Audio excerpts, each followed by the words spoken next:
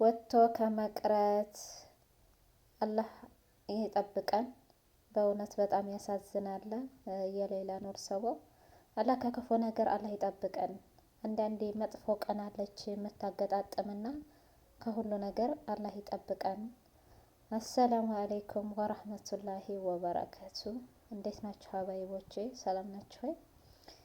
በእውነት ልብን የሚሰብር ወላሂ ከሞቱት በላይ ካሉት በታች ሆኖ የቆየች ልጅ ይች ልጅ ናት። ወላሂ አላህ ለታሪክ ይሆናል እስካሁን ድረስ ያቆያት። አላህ ለታምሩ ነው።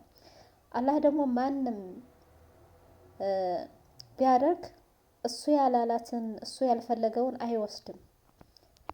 እሱ በሚፈልግበት ሰዓት ብቻ ነው ነፍስን አውጥቶ ይዞ የሚሄደው እንጂ በእውነት ሰው እንደዛ ቢያንገላታ ማንም እንትን ሊያረጋት አይችልም። በተለይ የዚህ ሀገር ህግ በእስር ቤት እንደምታውቁት እኔ አንድ ጊዜ ገብቼ አጋጥሞኛልና እዛ ያለ እውነት እንኳን አይደለም ለወጣት በቃ ለምንም የማትመኙት ነው። ለምንም የማትመኙት ወላሂ በጣም ይዘገንናል። አስለን እዛ ውስጥ ስትገቡ የሆነ ነገር አለው። በቃ የሆነ ነገር ቤቱ አለው ማለት ነው። በቃ ጤነኛ ሆኖ የገባው ሁሉ በስንት ደቂቃ እዛ ከወደቀ መነሳት አይችልም። የሆነ ነገር አለው ወላሂ። አላህ ከእንዲህ አይነት ነገር አላህ ይጠብቀን። ይችንም ልጅ ከቤተሰቦቿ ጋር አላህ ያገናኛት። ወላሂ አላህ ለኸይር ይሆናል፣ ለሰበብ ይሆናል። በዚህ በረመዳኑ እውነት አላህ እንደው መቼም ሌላ ምን ይጠብቃል? ወላሂ የዚችን ልጅ እንደው ፍርድ አላህ ይስጣት። ወላሂ ከቤተሰብ አንድ ሰው እኮ ወይ ሞተ ግልግል እኮ ነው። ሞተም ያለ ነው፣ ፍርድም እኮ ያለ ነው። ግን አላህ ፍርዱን ቅርብ አላህ ያድርግላት። በእውነት እንደው ዱአ አድርጉላት። ሙስሊሞቹም ክርስቲያኖቹም እንደው በየሃይማኖታችሁ የማን ዱአ ተቀባይ እንደሆነ አይታወቅም። ዱአ አድርጉላት ከልባችሁ። ከእንዲህ አይነት ነገር አላህ ይጠብቀን። ከእንዲህ አይነት ሙሲባ አታገጣመኝ ነው። የተረገመች ቀን አጋጥሟን ነው እንደዚህ ከመጥፎ ሰውዬ። እንግዲህ የሆነች ልጅ እዚህ መስረጃ ሀቢባ ቤት ስታቀርብ ልጅቷ ሱካር ምናምን አለባት፣ ግን በሱ ሊደፍራት ሲል ምናምን እንደዛ ስላለች ያለችውን መረጃ ለምን እሱ እንዳይባል ነው በዛ አለባብሶ። ወላሂ አላህ ነው። አላህ የስራውን ይስጠው። በእውነት አላህ የስራውን ይስጠው። ሌላ ምንም አይባልም። ነገ ፍርዱን 13 ዓመት የተሰቃየችበትን ነገ እጥፍ ድርብ አድርጎ ይከፍላታል። አላህ የሚወደውን ሰው ነው የሚፈትነው። ፈተናሽን በቃሽ በልሽ። ወላሂ ፈተና በቃሽ በልሽ። ጤናሽን ምንሽን ተመልሶ ከቤተሰቦችሽ አላህ ያገናኝሽ። ለእናት ለአባትሽ አላህ ያገናኛት። ዱአ አድርጉላት። ወላሂ ዱአ አድርጉላት። ያሳዝናል በጣም። እና ብርን በላ የተባለው የእሷንም ገንዘብ በልተ ከሆነ ነገ እጥፍ ድርብ አድርገህ ታመጣለህ። እስር ቤት ናት እና አትወጣም፣ እብድ ናት ምንም አታመጣም ብለህ ከሆነ አይታወቅም። አንተ በእሷ ቦታ ልትገባ ትችላለህ፣ እሷ ደግሞ ልትወጣ ትችላለች። ወላሂ አላህ ያለው ነገር አይሆንም። ተገላባጭ ናት። ወላሂ የእሷ ጠፈንታ ሊያጋጥምህ ይችላል።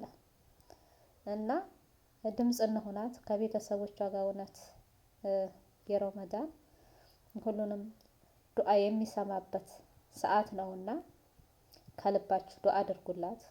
ከቤተሰቦቿ አላህ ያገናኛል። ወላሂ ሙባረክንም ያመጣው ለሰበብ ነው። ሰበብ ነው፣ ወላሂ ሰበብ ነው። ኢንሻአላህ ደግሞ እንደምትወጣ እርግጠኛ ነን። ኢንሻአላህ ያ ረብል ዓለሚን ሰበብ ነው። ሁሉም ሰበቡን አድርሷል። እስካሁንም በህይወት ያቆያት ለሰበብ ነው። ምክንያት አለው እሱ። እንደዛ ቢቀጠቅጧት ቢያስሯት ምን ቢሏት ሊገሏት አልቻሉም። ማንም ነፍሷን ሊያወጣ አልቻለም። ለምን? በእነሱ ቢሆን እስካሁን ገለዋታል። ግን አላህ ሱብሃነሁ ወተዓላ ስላላለ ነው። እና በታሪክሽ ታሪክሽን ይቀይርልሽ። ወላሂ ታሪክሽን ይቀይርልሽ። እኔ አንድ ጊዜ የዛ አጋጣሚ ገብቼ ያው ወደዛ አልገባሁም እንጂ ወደ ማን በለዚህ የሚሉት ነው። እንደዛ አጋጣሚ ከመንገድ ላይ ተይዘን እዛ ሄደን ወይ በጣም በጣም ነው ቢዘገንነው፣ በጣም ነው በጣም ለ24 ሰዓት ነው የቆየሁት። ግን 24 ሰዓት በሙሉ አስባችሁታል? እንኳን 24 ሰዓት አይደለም እንኳን 14 13 ዓመት አይደለም ለ24 ሰዓት ምን ነፍሴ ልትወጣ ደረሰች። ወላሂ ነው የምላችሁ። ያ ረብል ዓለሚን ወላሂ አላህ ይድረስልሽ። እውነት የአባትሽ ዱዓ የእናትሽ ዱዓ ረብል ዓለሚን እውነት እያየ ነውና አላህ ነጃ ይበልሽ ከሁሉ ነገር። ለሀገርሽ ያብቃሽ፣ ለሀገርሽ አየር ያብቃሽ። ወላሂ በጣም ውስጤን ነው የነካችው። የዚህን ያህል ወላሂ ያኔ ምን ብንበድል ነው በየሰው ሀገር እየሄድን መሰቃየት። ደግሞ የኛ ይብሳል ወላሂ የኛ ኢትዮጵያዊ ይብሳል። እኔ እንጃ የሌላው እኮ የት ናት አሁን? በቀደም ያቺ ማናት ወደ ያቺ ሙስልሰል የምትሰራውን ስም አጠፋኝ። እሷ የሰራችዋ ገደለች የተባለችው አሁን መንግስቷ በየትም እዛው ሄዶ በየትም እዛች ብሎ አገሩ ይዟት ገባ። ወላሂ እኔ እንጃ ምን ወንጀልም እንደሰራን አናቀውም፣ አላቅም ብቻ እና ራሳችሁን ጠብቁት ወንድሞቼ፣ ከመጥፎ ነገር አላህ ይጠብቀን። ያው ሰው ይጠነቀቃል፣ ግን አንዳንድ ጊዜ ደግሞ ሰበቡን ማድረስ ነው። እንግዲህ የታሰሩ ይኖራሉ፣ እዛ ውስጥ ብዙ ስቃይ ብዙ መከራ ይኖር ይሆናል።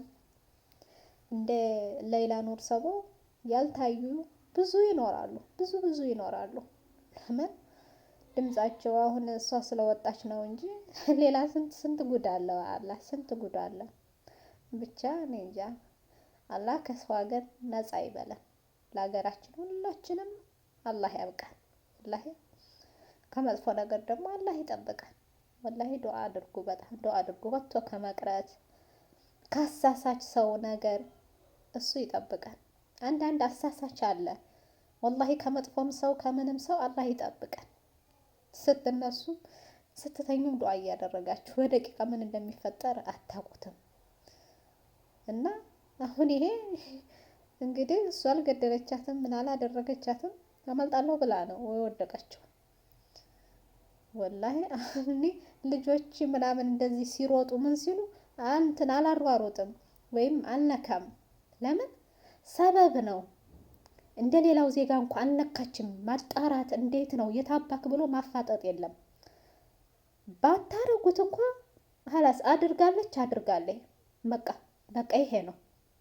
በዚህ ላይ ጠበቂ የተባለው ዋሴ የተባለው መሀሚ የሚባለው ምን የሚባለው ምንድነው? የሆነ ነገር በቃ እሱ አብሮ ይገባ ይመስላል። ለሀቅ የትም